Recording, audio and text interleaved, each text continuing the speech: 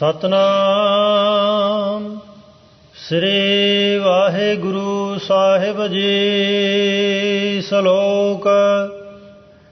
ਰੂਪ ਨਾ ਰੇਖ ਨਾ ਰੰਗ ਕਿਛ, ਤ੍ਰਿਹ ਗੁਣ ਤੇ ਪ੍ਰਭ ਭਿੰਨ। ਤਿਸਹਿ ਬੁਝਾਏ ਨਾਨਕਾ, ਜਿਸ ਹੋਵੈ ਸੋ ਪ੍ਰਸੰਨ। ਅਸ਼ਟਪਦੀ। ਅਬਿਨਾਸੀ ਪ੍ਰਭ ਮਨ ਮਹਿ ਰਾਖ, ਮਾਨੁਖ ਕੀ ਤੂ ਪ੍ਰੀਤ ਤਿਆਗ। ਤਿਸ ਤੇ ਪਰੈ ਨਾਹੀ ਕਿਛ ਕੋਇ, ਸਰਬ ਨਿਰੰਤਰ ਏਕੋ ਸੋਇ। ਆਪੇ ਬੀਨਾ ਆਪੇ ਦਾਨਾ, ਗਹਿਰ ਗੰਭੀਰ ਗਹੀਰ ਸੁਜਾਨਾ। ਪਾਰ ਬ੍ਰਹਮ ਪਰਮੇਸ਼ਰ ਗੋਬਿੰਦ, ਕਿਰਪਾ ਨਿਧਾਨ ਦਇਆਲ ਬਖਸ਼ੰਦ। ਸਾਧ ਤੇਰੇ ਕੀ ਚਰਨੀ ਪਾਉ, ਨਾਨਕ ਕੈ ਮਨ ਇਹੋ ਅਨਰਾਉ। ਸ਼ਲੋਕ। ਰੂਪ ਨਾ ਰੇਖ ਨਾ ਰੰਗ ਕਿਛ, ਤ੍ਰਿਹ ਗੁਣ ਤੇ ਪ੍ਰਭ ਭਿੰਨ।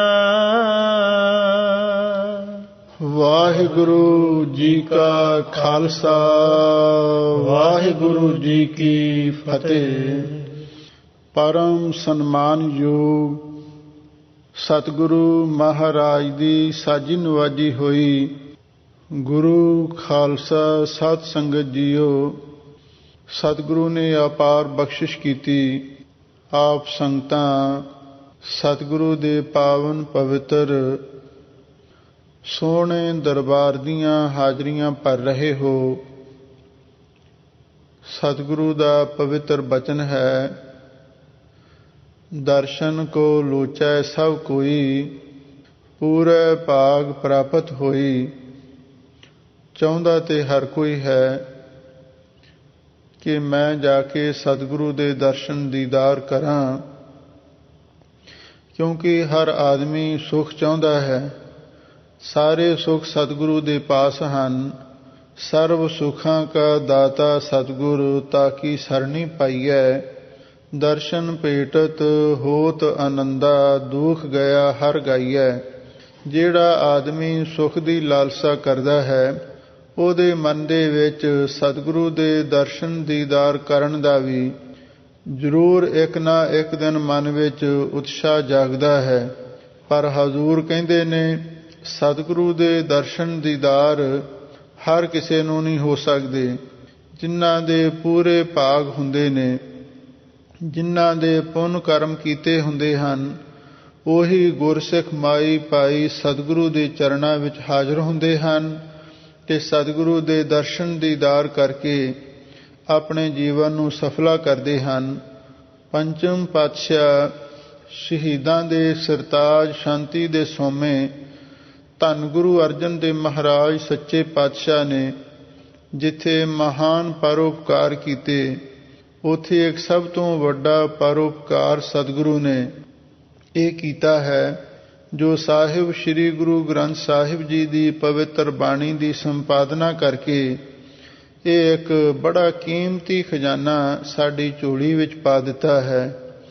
ਧੰਨ ਹਨ ਉਹ ਗੁਰਸਿੱਖ ਮਾਈ ਭਾਈ ਜਿਹੜੇ ਇਸ ਖਜ਼ਾਨੇ ਦੇ ਨਾਲ ਸਾਂਝ ਬਣਾਉਂਦੇ ਹਨ, ਭਾਵ ਗੁਰਬਾਣੀ ਪੜ੍ਹਦੇ ਹਨ, ਗੁਰਬਾਣੀ ਸੁਣਦੇ ਹਨ। ਸਤਿਗੁਰੂ ਦੇ ਬਚਨ ਹਨ, ਕਈ ਕੋਟਕ ਜਗ ਫਲਾ, ਸੁਣ ਗਾਵਣ ਹਾਰੇ RAM। ਜਿਹੜੇ ਸਤਿਗੁਰੂ ਦੀ ਪਵਿੱਤਰ ਬਾਣੀ ਨੂੰ ਪੜ੍ਹਦੇ ਜਾਂ ਸੁਣਦੇ ਹਨ, ਉਹਨਾਂ ਨੂੰ ਕਈ ਕਰੋੜਾਂ ਜੱਗਾਂ ਦਾ ਫਲ ਪ੍ਰਾਪਤ ਹੋ ਜਾਂਦਾ ਹੈ। ਸੋ ਆਪ ਸੰਗਤਾਂ ਇੱਕ ਸਤਿਗੁਰੂ ਦੀ ਉਚਾਰਨ ਕੀਤੀ ਹੋਈ ਬਾਣੀ, ਜਿਸ ਨੂੰ ਸੁਖਮਨੀ ਸਾਹਿਬ ਆਖਿਆ ਜਾਂਦਾ ਹੈ, ਇਹ ਨਾਮ ਵੀ ਸਤਿਗੁਰੂ ਨੇ ਆਪ ਹੀ ਲਿਖਿਆ ਹੈ। ਗੌੜੀ ਸੁਖਮਨੀ ਮਹੱਲਾ ਪੰਜਵਾਂ। ਫਿਰ ਗੁਰਬਾਣੀ ਦੇ ਅੰਦਰ ਵੀ ਸੁਖਮਨੀ ਸੁਖ ਅੰਮ੍ਰਿਤ ਪ੍ਰਭ ਨਾਮ, ਭਗਤ ਜਨਾ ਕੈ ਮਨ ਬਿਸਰਾਮ, ਇਸ ਨਾਮ ਦੀ ਤਸ਼ਦੀਕ ਕੀਤੀ ਹੈ। ਅਤੇ ਫਿਰ ਅਖੀਰ ਤੇ ਭੋਗ ਤੇ ਜਾ ਕੇ ਵੀ ਸਾਹਿਬ ਸਤਿਗੁਰੂ ਸੱਚੇ ਪਾਤਸ਼ਾਹ ਨੇ ਨਾਨਕ ਇਹ ਗੁਣ ਨਾਮ ਸੁਖਮਨੀ ਤੇ ਹੀ ਜਾ ਕੇ ਸਮਾਪਤੀ ਕੀਤੀ ਹੈ। ਇਹ ਸਾਹਿਬ ਸਤਿਗੁਰੂ ਸੱਚੇ ਪਾਤਸ਼ਾਹ ਦੀ ਇੱਕ ਵਿਸ਼ੇਸ਼ ਰਚਨਾ ਹੈ।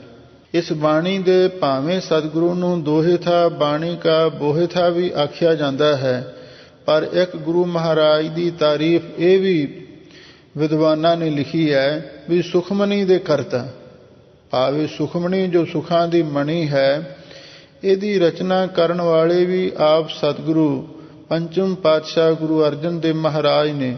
ਉਹਨਾਂ ਦੀ ਇਸ ਪਵਿੱਤਰ ਬਾਣੀ ਦੀ ਵਿਚਾਰ ਚੱਲ ਰਹੀ ਹੈ। 15 ਸ਼ਲੋਕਾਂ ਤੇ ਅਸ਼ਟਪਦੀਆਂ ਦੀ ਵਿਚਾਰ ਆਪ ਸੰਗਤਾਂ ਸਰਵਣ ਕਰ ਚੁੱਕੇ ਹੋ। ਹੁਣ ਅੱਗੇ 16ਵੇਂ ਸ਼ਲੋਕ ਦੀ ਤੇ ਅਸ਼ਟਪਦੀ ਦੀ ਵਿਚਾਰ ਆਰੰਭ ਹੋਣ ਲੱਗੀ ਹੈ। ਆਪ ਸੰਗਤਾਂ ਪ੍ਰੇਮ ਦੇ ਨਾਲ ਪਵਿੱਤਰ ਬਾਣੀ ਦੀ ਵਿਚਾਰ ਸਰਵਣ ਕਰੋ ਤੇ ਇੱਕ ਵਾਰੀ ਪਿਆਰ ਦੇ ਨਾਲ ਆਖੋ, ਸਤਿਨਾਮ ਸ੍ਰੀ ਵਾਹਿਗੁਰੂ ਸਾਹਿਬ ਜੀਓ। ਸ਼ਲੋਕ ਰੂਪ ਨਾ ਰੇਖ ਨਾ ਰੰਗ ਕਿਛ, ਤ੍ਰਿਹੁ ਗੁਣ ਤੇ ਪ੍ਰਭ ਭਿੰਨ। ਹੁਣ ਸਤਿਗੁਰੂ ਦੇ ਚਰਨਾਂ ਵਿੱਚ ਗੁਰਸਿੱਖਾਂ ਨੇ ਬੇਨਤੀ ਕੀਤੀ, ਸੱਚੇ ਪਾਤਸ਼ਾਹ ਸਾਨੂੰ ਕਿਰਪਾ ਕਰਕੇ ਇਹ ਦੱਸੋ ਜੋ ਉਸ ਅਕਾਲ ਪੁਰਖ ਵਾਹਿਗੁਰੂ ਪਰਮੇਸ਼ਰ ਦਾ ਵਾਸਤਵਿਕ ਰੂਪ ਹੈ ਉਹ ਕਿਹੋ ਜਿਹਾ ਹੈ। ਤਾਂ ਸਾਹਿਬ ਸਤਿਗੁਰੂ ਸੱਚੇ ਪਾਤਸ਼ਾਹ ਉਸ ਦੀ ਵਿਆਖਿਆ ਕਰਦੇ ਹਨ, ਗੁਰਮੁਖੋ ਰੂਪ ਨਾ ਰੇਖ ਨਾ ਰੰਗ ਕਿਛ, ਜਿਹੜਾ ਉਸ ਵਾਹਿਗੁਰੂ ਪਰਮੇਸ਼ਰ ਦਾ ਵਾਸਤਵ ਸਰੂਪ ਹੈ, ਨਾ ਉਸ ਦਾ ਕੋਈ ਰੂਪ ਆਕਾਰ ਹੈ, ਨਾ ਹੀ ਕੋਈ ਉਸ ਦੀ ਮਸ਼ਕਸ਼ ਆਦਿਕ ਰੇਖਾ ਹੈ, ਨਾ ਹੀ ਕੋਈ ਉਸ ਦਾ ਰੰਗ ਕੋਈ ਵੱਖਰਾ ਕਲਰ ਸਾਨੂੰ ਦਿਖਾਈ ਦਿੰਦਾ ਹੈ। ਤ੍ਰਿਹੁ ਗੁਣ ਤੇ ਪ੍ਰਭ ਭਿੰਨ, ਤੇ ਫਿਰ ਉਹ ਅਕਾਲ ਪੁਰਖ ਵਾਹਿਗੁਰੂ ਤਿੰਨਾਂ ਗੁਣਾਂ ਤੋਂ ਵੀ ਵੱਖਰਾ ਹੈ, ਕਿਉਂਕਿ ਜਿੰਨੀ ਰਚਨਾ ਹੈ ਸਾਰੀ ਤਿੰਨ ਗੁਣਾਂ ਦੇ ਵਿੱਚ ਹੀ ਵਰਤ ਰਹੀ ਹੈ। ਤਿੰਨ ਗੁਣ ਮਾਇਆ ਦੇ ਵਿੱਚ ਵਰਤਦੇ ਹਨ, ਰਜਗੁਣ ਤਮਗੁਣ ਸਤਗੁਣ ਕਹੀ ਹੈ। ਇਹ ਤੇਰੀ ਸਭ ਮਾਇਆ, ਚੌਥੇ ਪਦ ਕੋ ਜੋ ਨਰ ਚੀਨੈ ਤਿਨਹੀ ਪਰਮ ਪਦ ਪਾਇਆ। ਹਜ਼ੂਰ ਕਹਿੰਦੇ ਨੇ ਜਿੰਨੀ ਇਹ ਤਿਰਗੁਣੀ ਰਚਨਾ ਹੈ, ਤਿਰਗੁਣੀ ਰਚਨਾ ਦੇ ਵਿੱਚ ਮਨੁੱਖ ਵੀ ਆਉਂਦੇ ਹਨ, ਦੇਵਤੇ ਵੀ ਆਉਂਦੇ ਹਨ ਅਤੇ ਬਾਕੀ ਪਸ਼ੂ ਪੰਛੀ ਵੀ ਆ ਜਾਂਦੇ ਨੇ। ਜਿਹੜੇ ਬਾਕੀ ਹੋਰ ਜੂਨਾਂ ਨੇ ਤਮੋ ਗੁਣ ਦੇ ਵਿੱਚ ਮੰਨੀਆਂ ਗਈਆਂ ਨੇ। ਦੇਵਤੇ ਜਿਹੜੇ ਹਨ ਉਹ ਸਤੋਗੁਣੀ ਮੰਨੇ ਗਏ ਨੇ ਤੇ ਮਨੁੱਖ ਨੂੰ ਰਜੋਗੁਣੀ ਮੰਨਿਆ ਗਿਆ ਹੈ। ਹਜ਼ੂਰ ਕਹਿੰਦੇ ਨੇ ਪਰ ਵਾਹਿਗੁਰੂ ਪਰਮੇਸ਼ਰ ਇਹ ਜਿਹੜੀ ਤਿਰਗੁਣੀ ਸ੍ਰਿਸ਼ਟੀ ਹੈ ਇਸ ਤੋਂ ਵੱਖਰਾ ਹੈ, ਨਾ ਉਹ ਕਿਸੇ ਮਨੁੱਖ ਵਰਗਾ ਹੈ, ਨਾ ਕਿਸੇ ਪਸ਼ੂ ਪੰਛੀ ਵਰਗਾ ਹੈ, ਨਾ ਕਿਸੇ ਦੇਵਤੇ ਵਰਗਾ ਹੀ ਹੈ। ਹਜ਼ੂਰ ਕਹਿੰਦੇ ਨੇ ਨਾ ਉਸ ਦਾ ਕੋਈ ਰੂਪ ਆਕਾਰ ਹੈ, ਨਾ ਮਸ਼ਕਸ਼ ਆਦਿਕ ਰੇਖਾ ਹੈ, ਨਾ ਹੀ ਕੋਈ ਉਸ ਦਾ ਨੀਲਾ ਕਾਲਾ ਗੋਰਾ ਚਿੱਟਾ ਰੰਗ ਹੈ। ਉਹ ਤੇ ਤਿੰਨ ਗੁਣਾਂ ਤੋਂ ਵੀ ਵਾਹਿਗੁਰੂ ਵੱਖਰਾ ਹੈ। ਤਿਸਹਿ ਬੁਝਾਏ ਨਾਨਕਾ ਜਿਸ ਹੋਵੈ ਸੋ ਪ੍ਰਸੰਨ। ਸਾਹਿਬ ਸਤਿਗੁਰੂ ਸੱਚੇ ਪਾਤਸ਼ਾਹ ਫਰਮਾਉਂਦੇ ਨੇ, ਭਾਈ ਜਿਸ ਹੋਵੈ ਸੋ ਪ੍ਰਸੰਨ। ਸੋ ਪ੍ਰਸੰਨ ਪਾਠ ਇਕੱਠਾ ਹੀ ਹੈ। ਸੋ ਪ੍ਰਸੰਨ ਦਾ ਅਰਥ ਹੈ ਕਿ ਜਿਸ ਉਤੇ ਉਹ ਮੇਰਾ ਵਾਹਿਗੁਰੂ ਚੰਗੀ ਤਰ੍ਹਾਂ ਪ੍ਰਸੰਨ ਹੁੰਦਾ ਹੈ, ਭਾਵ ਪੂਰਾ ਪ੍ਰਸੰਨ ਹੁੰਦਾ ਹੈ। ਤਿਸਹਿ ਬੁਝਾਏ ਨਾਨਕਾ, ਫਿਰ ਜਿਹੜਾ ਉਸ ਦਾ ਵਾਸਤਵ ਸਰੂਪ ਹੈ ਜਿਸ ਦੀ ਵਿਆਖਿਆ ਪਹਿਲਾਂ ਕਰ ਦਿੱਤੀ ਹੈ, ਰੂਪ ਨਾ ਰੇਖ ਨਾ ਰੰਗ ਕਿਛ, ਤ੍ਰਿਹੁ ਗੁਣ ਤੇ ਪ੍ਰਭ ਭਿੰਨ, ਫਿਰ ਉਸ ਵਾਸਤਵ ਸਰੂਪ ਦੇ ਬਾਰੇ ਵਾਹਿਗੁਰੂ ਉਸ ਨੂੰ ਬੁਝਾ ਦਿੰਦਾ, ਭਾਵ ਉਸ ਨੂੰ ਸੋਝੀ ਕਰਵਾ ਦਿੰਦਾ। ਜਿਸ ਉੱਤੇ ਉਹ ਅਕਾਲ ਪੁਰਖ ਵਾਹਿਗੁਰੂ ਚੰਗੀ ਤਰ੍ਹਾਂ ਪ੍ਰਸੰਨ ਹੁੰਦਾ ਹੈ, ਪੂਰਨ ਪ੍ਰਸੰਨ ਹੁੰਦਾ ਹੈ, ਫਿਰ ਉਹਨੂੰ ਆਪਣੇ ਵਾਸਤਵ ਸਰੂਪ ਦਾ ਗਿਆਨ ਬਖਸ਼ਿਸ਼ ਕਰ ਦਿੰਦਾ ਹੈ। ਅਸ਼ਟਪਦੀ ਅਬਿਨਾਸੀ ਪ੍ਰਭ ਮਨ ਮਹਿ ਰਾਖ। ਹੁਣ ਸਾਹਿਬ ਸਤਿਗੁਰੂ ਸੱਚੇ ਪਾਤਸ਼ਾਹ ਇਸ ਜੀਵ ਨੂੰ ਉਪਦੇਸ਼ ਦਿੰਦੇ ਹਨ ਕਿ ਐ ਜੀਵ ਤੂੰ ਉਸ ਅਬਿਨਾਸੀ ਜੋ ਨਾਸ ਤੋਂ ਰਹਿਤ ਤੇ ਪ੍ਰਭ ਦਾ ਅਰਥ ਹੈ ਜੋ ਸਰਵ ਸ਼ਕਤੀਮਾਨ ਅਕਾਲ ਪੁਰਖ ਹੈ, ਉਹਨੂੰ ਆਪਣੇ ਮਨ ਵਿੱਚ ਵਸਾ ਕੇ ਰੱਖ। ਮਾਨੁਖ ਕੀ ਤੂੰ ਪ੍ਰੀਤ ਤਿਆਗ। ਹਾਂ, ਉਸ ਵਾਹਿਗੁਰੂ ਨੂੰ ਤਾਂ ਹਮੇਸ਼ਾ ਲਈ ਆਪਣੇ ਮਨ ਵਿੱਚ ਵਸਾ, ਪਰ ਉਹਦੇ ਮੁਕਾਬਲੇ ਤੇ ਕਿਸੇ ਹੋਰ ਜਿਹੜੀ ਮਨੁੱਖ ਦੀ ਤੂੰ ਟੇਕ ਰੱਖੀ ਹੋਈ ਹੈ ਤੇ ਉਹਨੂੰ ਛੱਡ ਦੇ। ਕਿਉਂ? ਮਾਨੁਖ ਕੀ ਤੂੰ ਪ੍ਰੀਤ ਤਿਆਗ। ਇਸ ਮਨੁੱਖ ਦੀ ਜਿਹੜੀ ਟੇਕ ਹੈ ਇਹਦੇ ਬਾਰੇ ਸਤਿਗੁਰੂ ਨੇ ਪਿੱਛੇ ਆਖਿਆ ਸੀ, ਮਾਨੁਖ ਕੀ ਟੇਕ ਬਿਰਥੀ ਸਭ ਜਾਨ, ਦੇਵਨ ਕੋ ਏਕੈ ਭਗਵਾਨ। ਦਾਤਾ ਤੇ ਇੱਕ ਹੈ, ਸਾਨੂੰ ਉਸ ਦਾਤੇ ਦੇ ਨਾਲ ਹੀ ਪਿਆਰ ਕਰਨਾ ਚਾਹੀਦਾ ਹੈ। ਦਾਤੇ ਦਾ ਸਿਮਰਨ ਹੀ ਕਰਨਾ ਚਾਹੀਦਾ ਹੈ। ਕਿਸੇ ਹੋਰ ਮਨੁੱਖ ਦੀ ਪ੍ਰੀਤੀ ਨੂੰ ਛੱਡ ਦੇ। ਤਿਸਤੇ ਪਰੈ ਨਾਹੀ ਕਿਛ ਕੋਇ। ਕਿਉਂਕਿ ਉਸ ਅਕਾਲ ਪੁਰਖ ਵਾਹਿਗੁਰੂ ਪਰਮੇਸ਼ਰ ਤੋਂ ਪਰੇ ਹੋਰ ਕੁਝ ਹੋ ਵੀ ਨਹੀਂ ਸਕਦਾ। ਭਾਵ ਉਹ ਵਾਹਿਗੁਰੂ ਪਰਮੇਸ਼ਰ ਸਭ ਤੋਂ ਵੱਡਾ ਦਾਤਾ ਹੈ ਤੇ ਸਭ ਸ਼ਕਤੀਆਂ ਦਾ ਮਾਲਕ ਹੈ। ਸਰਬ ਨਿਰੰਤਰ ਏਕੋ ਸੋਇ। ਤੇ ਫਿਰ ਉਹ ਵਾਹਿਗੁਰੂ ਪਰਮੇਸ਼ਰ ਸਰਬ ਸ਼ਕਤੀਮਾਨ ਤੇ ਸਰਵ ਵਿਆਪਕ ਵੀ ਹੈ। ਉਹ ਅਕਾਲ ਪੁਰਖ ਵਾਹਿਗੁਰੂ ਉਹ ਇੱਕ ਜੋ ਅਦਵੈਤ ਸਰੂਪ ਹੈ, ਸਾਰਿਆਂ ਦੇ ਅੰਦਰ ਹੀ। ਨਿਰੰਤਰ ਦਾ ਅਰਥ ਹੈ ਬਿਨਾਂ ਕਿਸੇ ਭੇਦ ਭਾਵ ਤੋਂ ਇੱਕ ਰਸ ਵਸ ਰਿਹਾ ਹੈ। ਆਪੇ ਬੀਨਾ ਆਪੇ ਦਾਨਾ। ਸਾਹਿਬ ਸਤਿਗੁਰੂ ਸੱਚੇ ਪਾਤਸ਼ਾਹ ਉਸ ਵਾਸਤਵ ਸਰੂਪ ਦੀ, ਨਿਰਗੁਣ ਸਰੂਪ ਦੀ ਮਹਿਮਾ ਕਰਦੇ ਹਨ। ਉਹ ਵਾਹਿਗੁਰੂ ਆਪ ਹੀ ਬੀਨਾ ਦਾ ਅਰਥ ਹੈ ਦਿਖਣ ਵਾਲਾ ਹੈ, ਦ੍ਰਿਸ਼ਟਾ ਰੂਪ ਹੈ। ਤੇ ਆਪੇ ਦਾਨਾ, ਆਪੇ ਉਹ ਦਾਨਾ ਹੈ, ਜਾਣਨਹਾਰ ਹੈ। ਭਾਵ ਸਾਡੇ ਦਿਲਾਂ ਦੀਆਂ ਗੱਲਾਂ ਨੂੰ ਵੀ ਉਹੀ ਸਮਝਦਾ ਹੈ ਤੇ ਸਾਡੇ ਹਰ ਕਰਮ ਨੂੰ ਵੀ ਉਹੀ ਦੇਖਣ ਵਾਲਾ ਹੈ। ਗਹਿਰ ਗੰਭੀਰ ਗਹੀਰ ਸੁਜਾਨਾ। ਸਾਹਿਬ ਸਤਿਗੁਰੂ ਸੱਚੇ ਪਾਤਸ਼ਾਹ ਫਰਮਾਉਂਦੇ ਨੇ ਉਹ ਅਕਾਲ ਪੁਰਖ ਵਾਹਿਗੁਰੂ ਸਮੁੰਦਰ ਵਾਂਗੂ ਗਹਿਰ ਗੰਭੀਰ ਹੈ। ਗਹਿਰ ਕਹਿੰਦੇ ਨੇ ਨਿਰਹਲ ਨੂੰ ਤੇ ਗੰਭੀਰ ਕਹਿੰਦੇ ਨੇ ਡੂੰਘੇ ਨੂੰ। ਉਹ ਵਾਹਿਗੁਰੂ ਸਮੁੰਦਰ ਵਾਂਗੂ ਨਿਰਹਲ ਤੇ ਬਹੁਤ ਡੂੰਘਾ ਹੈ। ਤੇ ਅਥਵਾ ਗਹਿਰ ਗੰਭੀਰ ਦਾ ਅਰਥ ਮਹਾਂਪੁਰਸ਼ ਇਹ ਵੀ ਕਰਦੇ ਸਨ ਉਹ ਅਤੁੱਲ ਤੇ ਅਸਪਰਸ਼ ਹੈ। ਗਹੀਰ ਦਾ ਅਰਥ ਹੈ ਉਹ ਸਾਰੇ ਗੁਣਾਂ ਦਾ ਖਜ਼ਾਨਾ ਤੇ ਸੁਜਾਨਾ, ਬਹੁਤ ਸੁਜਾਨ, ਬਹੁਤ ਪ੍ਰਬੀਨ, ਬਹੁਤ ਦਾਨਸ਼ਵਰ ਹੈ। ਪਰ ਬ੍ਰਹਮ ਪਰਮੇਸ਼ਰ ਗੋਬਿੰਦ। ਉਹ ਅਕਾਲ ਪੁਰਖ ਵਾਹਿਗੁਰੂ ਪਾਪਾਂ ਪੁੰਨਾਂ ਤੋਂ ਪਰੇ ਬ੍ਰਹਮ ਵਿਆਪਕ ਸਰੂਪ ਹੈ ਤੇ ਪਰਮੇਸ਼ਰ ਉਹ ਸਭ ਤੋਂ ਵੱਡਾ ਈਸ਼ਵਰ ਹੈ। ਕਿਉਂਕਿ ਪੌਰਾਣਿਕ ਮਤ ਵਿੱਚ 5 ਈਸ਼ਵਰ ਮੰਨੇ ਨੇ, ਜਿਨ੍ਹਾਂ ਦੇ ਵਿੱਚ ਸੂਰਜ ਨੂੰ ਵੀ, ਗਣੇਸ਼ ਨੂੰ ਵੀ, ਦੇਵੀ ਨੂੰ ਵੀ ਤੇ ਵਿਸ਼ਨੂੰ ਨੂੰ ਵੀ ਤੇ ਹੋਰ ਇਸ ਪ੍ਰਕਾਰ ਦੇ ਕਈ ਦੇਵਤਿਆਂ ਨੂੰ ਈਸ਼ਵਰ ਮੰਨਿਆ ਹੈ। ਪਰ ਹਜ਼ੂਰ ਕਹਿੰਦੇ ਪਰਮੇਸ਼ਰ ਉਹ ਵਾਹਿਗੁਰੂ ਸਭ ਤੋਂ ਵੱਡਾ ਈਸ਼ਵਰ ਹੈ।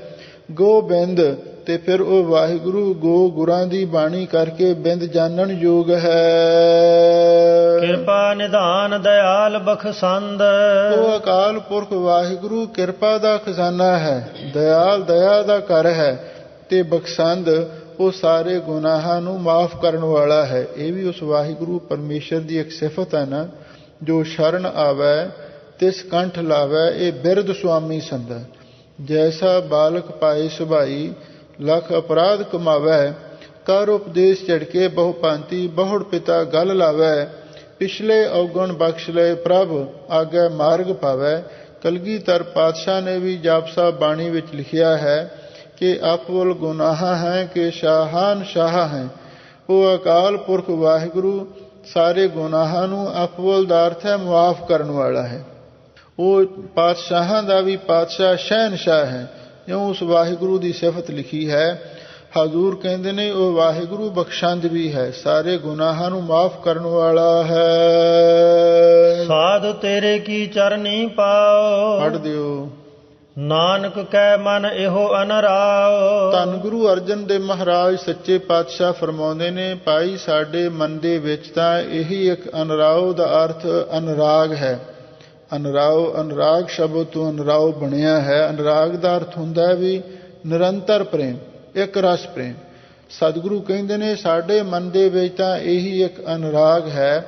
ਸਾਧ ਤੇਰੇ ਕੀ ਚਰਨੀ ਪਾਓ, ਅਸੀਂ ਜਿਹੜੇ ਤੇਰੇ ਨਾਮ ਜਪਣ ਵਾਲੇ ਮਹਾਂਪੁਰਖ ਨੇ ਹਮੇਸ਼ਾ ਲਈ ਉਹਨਾਂ ਦੇ ਚਰਨੀ ਪਏ ਰਹੀਏ। ਬਸ ਇਹੀ ਸਾਡੇ ਮਨ ਦੇ ਵਿੱਚ ਪ੍ਰੇਮ ਹੈ। ਮਨਸਾ ਪੂਰਨ ਸਰਨਾ ਜੋਗ। ਲਓ ਫਿਰ ਉਸ ਅਕਾਲ ਪੁਰਖ ਵਾਹਿਗੁਰੂ ਦੀ ਉਸਤਤ ਕਰਦੇ ਹਨ। ਉਹ ਵਾਹਿਗੁਰੂ ਮਨਸਾ ਪੂਰਨ, ਉਹ ਸਭ ਵਾਸ਼ਨਾਵਾਂ ਪੂਰੀਆਂ ਕਰਨ ਵਾਲਾ ਹੈ। ਉਸੇ ਅਕਾਲ ਪੁਰਖ ਵਾਹਿਗੁਰੂ ਪਰਮੇਸ਼ਰ ਬਾਰੇ ਲਿਖਿਆ ਹੈ ਇੱਛਾ ਪੂਰਕ ਸਰਬ ਸੁਖ ਦਾਤਾ ਹਰ, ਜਾ ਕੈ ਵਸ ਹੈ ਕਾਮ ਧੀਨਾ, ਸੋ ਐਸਾ ਹਰ ਧਿਆਈਐ ਮੇਰੇ ਜੀਅੜੇ, ਤਾਂ ਸਰਬ ਸੁਖ ਪਾਵਹਿ ਮੇਰੇ ਮਨਾ। ਉਹ ਅਕਾਲ ਪੁਰਖ ਵਾਹਿਗੁਰੂ ਸਭ ਮਨਸਾ ਦਾ ਅਰਥ ਹੈ ਇੱਛਾ ਪੂਰੀਆਂ ਕਰਨ ਵਾਲਾ ਹੈ। ਕਿ ਸਰਣਾ ਯੋਗ, ਉਹ ਸ਼ਰਨ ਆਇਆਂ ਦੀ ਰੱਖਿਆ ਕਰਨ ਵਾਸਤੇ ਵੀ ਯੋਗ ਸਮਰੱਥ ਹੈ। ਕੋਈ ਵੀ ਮਨੁੱਖ ਉਹਦੀ ਸ਼ਰਨ ਦੇ ਵਿੱਚ ਚਲਿਆ ਜਾਵੇ ਤੇ ਫਿਰ ਵਾਹਿਗੁਰੂ ਪਰਮੇਸ਼ਰ ਉਹਦੀ ਜਮਾ ਤੋਂ ਵੀ ਤੇ ਕਾਲ ਤੋਂ ਵੀ ਰੱਖਿਆ ਕਰਦਾ ਹੈ। ਇਹ ਗੁਣ ਵਾਹਿਗੁਰੂ ਪਰਮੇਸ਼ਰ ਦੇ ਨੇ। ਇਹੀ ਗੁਣ ਭਾਈ ਸਤਿਗੁਰੂ ਵਿੱਚ ਵੀ ਹਨ। ਜਿਵੇਂ ਬਹੁਤ ਸਾਰੇ ਐਸੇ ਲੋਕ ਵੀ ਸਨ ਜਿਹੜੇ ਔਰੰਗਜ਼ੇਬ ਦੇ ਸਤਾਏ ਹੋਏ ਕਲਗੀਧਰ ਪਾਤਸ਼ਾਹ ਦੀ ਸ਼ਰਨ ਵਿੱਚ ਆਏ, ਜਿਨ੍ਹਾਂ ਵਿੱਚ ਭਾਈ ਸਾਹਿਬ ਭਾਈ ਨੰਦ ਲਾਲ ਜੀ ਵਰਗੇ ਬੜੇ ਬੜੇ ਆਲਮ ਫਾਜ਼ਲ ਤੇ ਕੇਸ਼ੋ ਦਾਸ ਵਰਗੇ ਪੰਡਤ ਅਤੇ ਹੋਰ ਅਨੇਕਾਂ ਹੀ ਐਸੇ ਵਿਦਵਾਨ ਪੁਰਖ ਸਨ ਜਿਹੜੇ ਆਪਣੇ ਧਰਮ ਦੀ ਰੱਖਿਆ ਦੇ ਲਈ ਸਤਿਗੁਰੂ ਦੀ ਸ਼ਰਨ ਵਿੱਚ ਆਏ।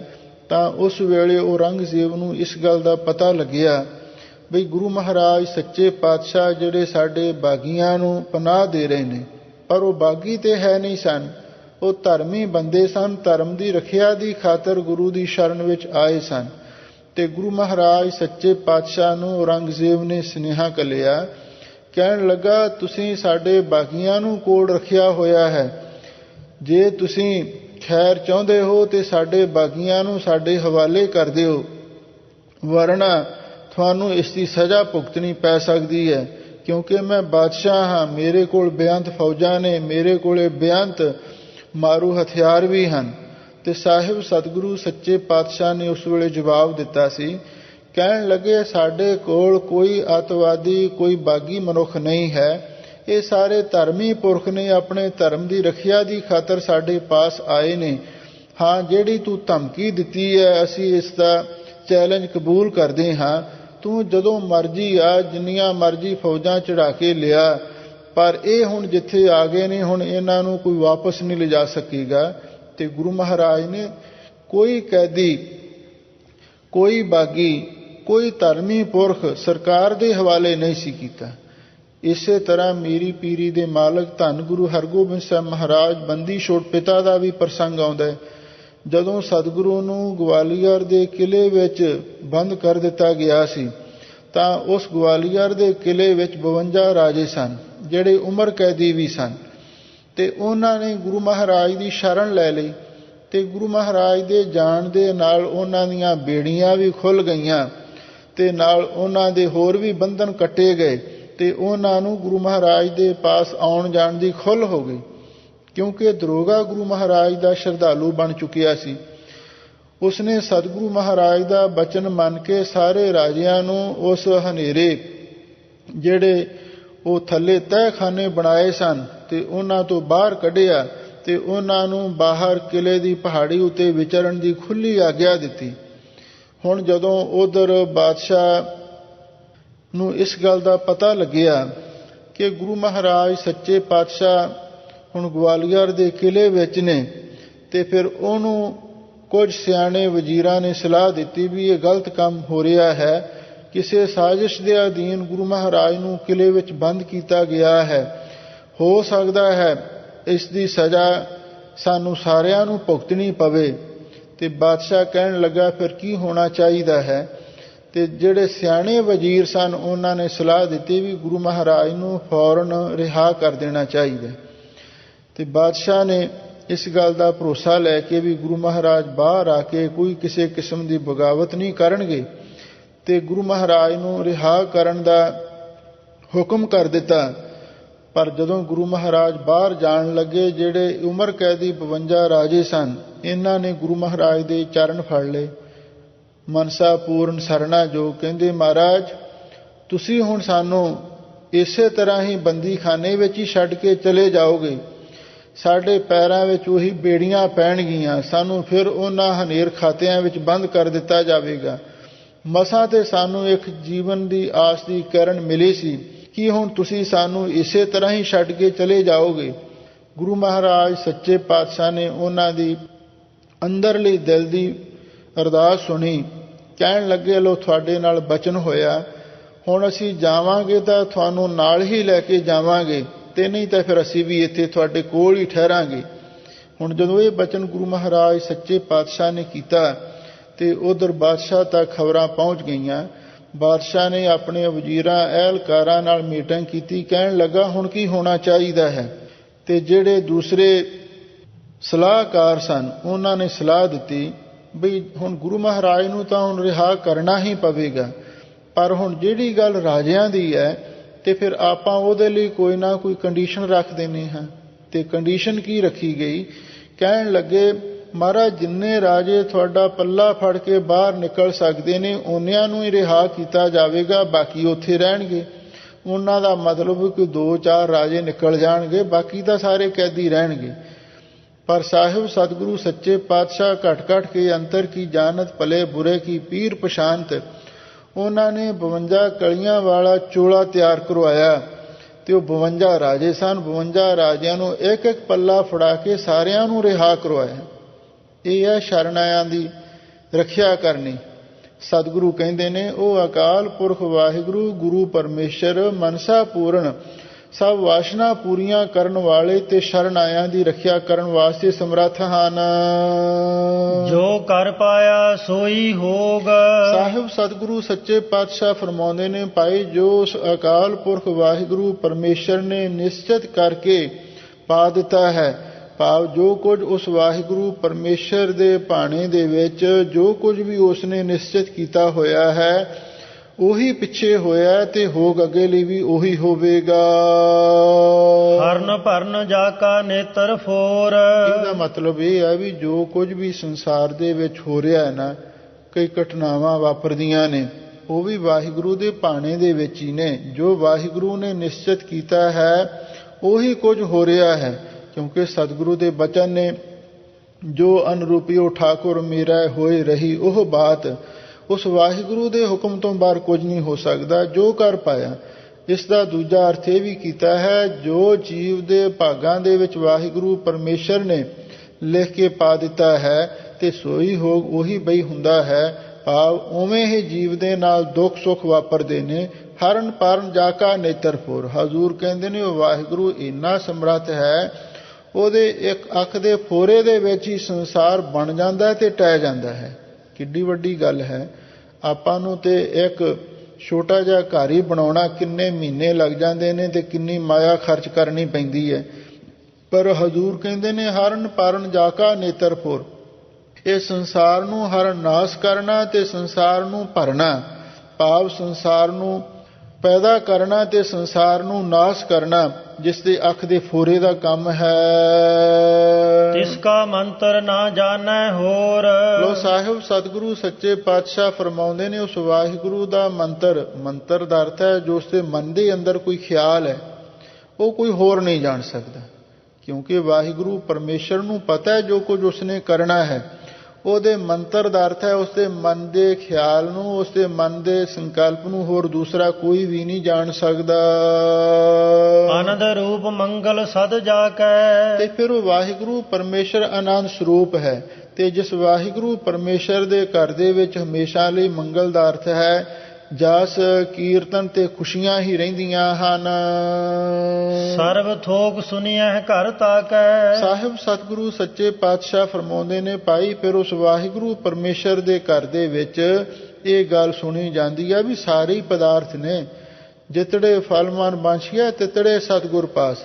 ਕੋਈ ਐਸਾ ਪਦਾਰਥ ਨਹੀਂ ਜਿਹੜਾ ਵਾਹਿਗੁਰੂ ਦੇ ਘਰ ਦੇ ਵਿੱਚ ਨਾ ਹੋਵੇ। ਰਾਜ ਮਹਿ ਰਾਜ ਜੋਗ ਮਹਿ ਜੋਗੀ। ਸਾਹਿਬ ਸਤਿਗੁਰੂ ਸੱਚੇ ਪਾਤਸ਼ਾਹ ਫਰਮਾਉਂਦੇ ਨੇ ਉਹ ਵਾਹਿਗੁਰੂ ਰਾਜਿਆਂ ਵਿੱਚ ਰਾਜਾ ਹੈ ਤੇ ਜੋਗੀਆਂ ਵਿੱਚ ਵੱਡਾ ਰਾਜ ਜੋਗੀ ਹੈ। ਤਪ ਮਹਿ ਤਪੀਸਰ ਗ੍ਰਹਿਸਥ ਮਹਿ ਭੋਗੀ। ਲੋ ਜਿਹੜੇ ਤਪ ਕਰਨ ਵਾਲੇ ਲੋਕ ਨੇ ਉਹਨਾਂ ਵਿੱਚ ਵੱਡਾ ਤਪੀਸ਼ਵਰ ਵੀ ਉਹੀ ਹੈ ਤੇ ਜਿਹੜੇ ਗ੍ਰਸਤੀ ਲੋਕ ਨੇ ਉਹਨਾਂ ਦੇ ਵਿੱਚ ਪਦਾਰਥਾਂ ਦੇ ਸੁੱਖ ਭੋਗਣ ਵਾਲਾ ਵਾਹਿਗੁਰੂ ਪਰਮੇਸ਼ਰੀ ਆਪ ਹੈ। ਭਾਵ ਉਹ ਵਾਹਿਗੁਰੂ ਸਾਰਿਆਂ ਦੇ ਵਿੱਚ ਹੀ ਵਰਤ ਰਿਹਾ ਹੈ। ਉਸ ਦੇ ਬਾਰੇ ਇੱਕ ਥਾਂ ਤੇ ਸਤਿਗੁਰੂ ਮਹਾਰਾਜ ਨੇ ਇਹ ਵੀ ਬਚਨ ਲਿਖੇ ਨੇ, ਜੋਗੀ ਅੰਦਰ ਜੋਗੀਆ ਤੂੰ ਭੋਗੀ ਅੰਦਰ ਭੋਗੀਆ, ਤੇਰਾ ਅੰਤ ਨਾ ਪਾਇਆ ਸੁਰਗ ਮਸ਼ ਪਿਆਲ ਜਿਉ। ਉਹ ਵਾਹਿਗੁਰੂ ਸਰਵ ਵਿਆਪਕ ਹੋਣ ਕਰਕੇ ਸਾਰਿਆਂ ਦੇ ਵਿੱਚ ਹੀ ਵਰਤ ਰਿਹਾ ਹੈ। ਧਿਆਏ ਧਿਆਏ ਭਗਤ ਹੈ ਸੁਖ ਪਾਇਆ। ਸਾਹਿਬ ਸਤਿਗੁਰੂ ਸੱਚੇ ਪਾਤਸ਼ਾਹ ਫਰਮਾਉਂਦੇ ਨੇ ਜਿਹੜੇ ਵਾਹਿਗੁਰੂ ਦੇ ਭਗਤ ਜਨ ਹਨ ਤੇ ਉਹਨਾਂ ਨੇ ਉਸ ਵਾਹਿਗੁਰੂ ਪਰਮੇਸ਼ਰ ਨੂੰ ਧਿਆ ਕੇ ਆਤਮਕ ਸੁਖ ਸदैवी ਸੁਖ ਪ੍ਰਾਪਤ ਕਰ ਲਿਆ ਹੈ। ਨਾਨਕ ਤਿਸ ਪੁਰਖ ਕਾ ਕਿਨੈ ਅੰਤ ਨਾ ਪਾਇਆ। ਧੰਨ ਗੁਰੂ ਅਰਜਨ ਦੇਵ ਮਹਾਰਾਜ ਸੱਚੇ ਪਾਤਸ਼ਾਹ ਫਰਮਾਉਂਦੇ ਨੇ ਭਾਈ ਉਸ ਕਰਤਾ ਪੁਰਖ ਵਾਹਿਗੁਰੂ ਦਾ ਅੰਤ ਕਿਸੇ ਨੇ ਵੀ ਨਹੀਂ ਪਾਇਆ। ਉਹ ਵਾਹਿਗੁਰੂ ਬੇਅੰਤ ਹੈ ਤੇ ਬੇਅੰਤ ਕਹਿਣਾ ਹੀ ਉਸ ਦਾ ਅੰਤ ਪਾਉਣਾ ਹੈ।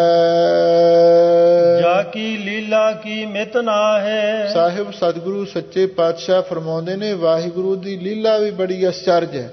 ਲੀਲਾ ਕਹਿੰਦੇ ਨੇ ਜਿਹੜੀ ਉਸ ਦੀ ਆਪਣੀ ਕੋਈ ਖੁਸ਼ੀ ਦੇ ਵਿੱਚ ਆ ਕੇ ਕੋਈ ਖੇਡ ਕਰਦਾ ਹੈ ਉਹਨੂੰ ਲੀਲਾ ਕਹਿੰਦੇ ਨੇ। ਹਜ਼ੂਰ ਕਹਿੰਦੇ ਨੇ ਜਿਸ ਵਾਹਿਗੁਰੂ ਦੀ ਲੀਲਾ ਦੀ ਵੀ ਕੋਈ ਮਰਜ਼ਾਦਾ ਨਹੀਂ ਜਾਣ ਸਕਦਾ। ਸਗਲ ਦੇਵ ਹਾਰੇ ਅਵਗਾਹੇ। ਕਿਉਂਕਿ ਜਿੰਨੇ ਦੇਵਤੇ ਨੇ ਬ੍ਰਹਮਾ ਵਿਸ਼ਨੂੰ ਸ਼ਿਵ ਜੀ ਵਰਗੇ ਉਹ ਵੀ ਅਵਗਾਹੇ ਦਾ ਅਰਥ ਹੈ ਵੀ ਵਿਚਾਰ ਵਿਚਾਰ ਕੇ ਹਾਰ ਗਏ ਨੇ। ਉਨ ਦੇਵਤਿਆਂ ਨੂੰ ਵੀ ਵਾਹਿਗੁਰੂ ਦੀ ਉਸ ਲੀਲਾ ਦਾ ਪਤਾ ਨਹੀਂ ਲੱਗ ਸਕਦਾ ਕਿਉਂਕਿ ਵਾਹਿਗੁਰੂ ਪਰਮੇਸ਼ਰ ਬੇਅੰਤ ਹੈ। ਇਸੇ ਲਈ ਸਾਹਿਬ ਸਤਿਗੁਰੂ ਸੱਚੇ ਪਾਤਸ਼ਾਹ ਨੇ ਲਿਖਿਆ ਹੈ ਅਵਤਾਰ ਨਾ ਜਾਣੈ ਅੰਤ ਪਰਮੇਸ਼ਰ ਪਾਰ ਬ੍ਰਹਮ ਬੇਅੰਤ। ਦੇਵੀਆ ਨਹੀਂ ਜਾਣੈ ਮਰਮ ਸਭ ਉਪਰ ਅਲਖ ਪਾਰ ਬ੍ਰਹਮ। ਜਿੰਨੇ ਵੀ ਦੇਵੀ ਦੇਵਤੇ ਨੇ ਵੀ ਉਸ ਵਾਹਿਗੁਰੂ ਦੀ ਲੀਲਾ ਬਾਰੇ ਉਸ ਦੀ ਅਗਮਾਗਾਧ ਗਤੀ ਬਾਰੇ ਕੁਝ ਵੀ ਨਹੀਂ ਜਾਣ ਸਕਦੇ ਤੇ ਸਾਰੇ ਦੇਵਤੇ ਇਸ ਗੱਲ ਦੀ ਵਿਚਾਰ ਕਰਕੇ ਹਾਰ ਗਏ ਹਨ। ਪਿਤਾ ਕਾ ਜਨਮ ਕੇ ਜਾਣੈ ਪੂਤ। ਲੋ ਹੁਣ ਸਾਹਿਬ ਸਤਿਗੁਰੂ ਸੱਚੇ ਪਾਤਸ਼ਾਹ ਸਾਨੂੰ ਦਲੀਲ ਨਾਲ ਸਮਝਾਉਣ ਲੱਗੇ ਨੇ ਵੀ ਉਹ ਵਾਹਿਗੁਰੂ ਸਭ ਦਾ ਪਿਤਾ ਹੈ ਤੇ ਸਾਰੇ ਦੇਵੀ ਦੇਵਤੇ ਉਸ ਦੇ ਪੁੱਤਰ ਨੇ, ਸਾਰੇ ਉਸਨੇ ਪੈਦਾ ਕੀਤੇ ਹੋਏ ਨੇ। ਇਸ ਲਈ ਪੁੱਤਰ ਆਪਣੇ ਪਿਤਾ ਦੇ ਜਨਮ ਨੂੰ ਕਿਵੇਂ ਜਾਣ ਸਕਦਾ ਹੈ? ਪੁੱਤਰ ਨੂੰ ਕੀ ਪਤਾ ਮੇਰਾ ਪਿਤਾ ਕਦੋਂ ਹੋਇਆ? ਇਸ ਲਈ ਉਸ ਵਾਹਿਗੁਰੂ ਪਰਮੇਸ਼ਰ ਦੇ ਬਾਰੇ ਆ ਜਿੰਨੇ ਵੀ ਦੇਵੀ ਦੇਵਤੇ ਨੇ ਚਾਹੇ ਮਨੁੱਖ ਨੇ, ਜਿਵੇਂ ਪੁੱਤਰ ਆਪਣੇ ਪਿਤਾ ਦੇ ਜਨਮ ਬਾਰੇ ਕੁਛ ਨਹੀਂ ਜਾਣ ਸਕਦਾ, ਇਸੇ ਤਰ੍ਹਾਂ ਉਸ ਵਾਹਿਗੁਰੂ ਪਰਮੇਸ਼ਰ ਦੇ ਬਾਰੇ ਵੀ ਮਨੁੱਖ ਕੁਝ ਵੀ ਨਹੀਂ ਜਾਣ ਸਕਦਾ। ਸਗਲ ਪਰੋਈ ਆਪਣਾ ਸੂਤ। ਤੇ ਫਿਰ ਵੇਖ ਲਓ ਉਸ ਵਾਹਿਗੁਰੂ ਪਰਮੇਸ਼ਰ ਨੇ ਸਾਰੀ ਹੀ ਸ੍ਰਿਸ਼ਟੀ ਤੇ ਆਪਣੇ ਸੂਤ ਵਿੱਚ ਪਰੋਈ ਹੋਈ ਹੈ। ਉਹ ਸੂਤ ਕਿਹੜਾ ਹੈ? ਵਾਹਿਗੁਰੂ ਦੀ ਚੇਤਨ ਸੱਤਾ ਹੀ ਉਸ ਦਾ ਸੂਤ ਹੈ ਤੇ ਵਾਹਿਗੁਰੂ ਦੀ ਚੇਤਨ ਸੱਤਾ ਜ਼ਰੇ ਜ਼ਰੇ ਵਿੱਚ ਵਸ ਰਹੀ ਹੈ। ਅਥਵਾ ਸਗਲ ਪਰੋਈ ਆਪਣਾ ਸੂਤ ਉਸ ਵਾਹਿਗੁਰੂ ਪਰਮੇਸ਼ਰ ਨੇ ਆਪਣੇ ਹੁਕਮ ਰੂਪੀ ਸੂਤ ਵਿੱਚ ਸਾਰੀ ਸ੍ਰਿਸ਼ਟੀ ਪਰੋਈ ਹੋਈ ਹੈ। ਨੱਕ ਨੱਥ ਖਸਮ ਹੱਥ ਕਿਰਤ ਤੱਕੇ ਦੇ ਇਉਂ ਵਾਹਿਗੁਰੂ ਪਰਮੇਸ਼ਰ ਨੇ ਸਾਰੀ ਸ੍ਰਿਸ਼ਟੀ ਆਪਣੇ ਸੂਤ ਵਿੱਚ ਪਰੋਈ ਹੋਈ ਹੈ। ਸਮਤ ਗਿਆਨ ਧਿਆਨ ਜਿਨ ਦੇ। ਸਾਹਿਬ ਸਤਿਗੁਰੂ ਸੱਚੇ ਪਾਤਸ਼ਾਹ ਫਰਮਾਉਂਦੇ ਨੇ ਭਾਈ ਜਿਨ੍ਹਾਂ ਨੂੰ ਉਹ ਵਾਹਿਗੁਰੂ ਸ੍ਰੇਸ਼ਟ ਬੁੱਧੀ ਤੇ ਗਿਆਨ ਧਿਆਨ ਦੀ ਦਾਤ ਬਖਸ਼ਿਸ਼ ਕਰ ਦਿੰਦਾ ਹੈ। ਜਨ ਦਾਸ ਨਾਮ ਧਿਆਵਹਿ ਸੇ। ਬਈ ਉਹੀ ਜਨ ਗੁਰਮੁਖ ਪਿਆਰੇ ਦਾਸ ਬਣ ਕੇ ਉਸ ਵਾਹਿਗੁਰੂ ਪਰਮੇਸ਼ਰ ਦੇ ਨਾਮ ਨੂੰ ਧਿਆਉਂਦੇ ਹਨ। ਤਿਹੁ ਗੁਣ ਮਹਿ ਜਾ ਕੋ ਪਰਮਾਏ। ਲੋ ਹਜ਼ੂਰ ਕਹਿੰਦੇ ਨੇ ਜਿਨ੍ਹਾਂ ਜੀਵਾਂ ਨੂੰ ਵਾਹਿਗੁਰੂ ਤਿੰਨ ਗੁਣਾਂ ਦੇ ਭਰਮ ਦੇ ਵਿੱਚ ਪਾ ਦਿੰਦਾ ਹੈ ਅਥਵਾ ਜਿਹੜੀ ਤਿਰਗੁਣੀ ਰਚਨਾ ਹੈ ਇਹਦੇ ਵਿੱਚ ਹੀ ਭਰਮਾਈ ਰੱਖਦਾ ਹੈ।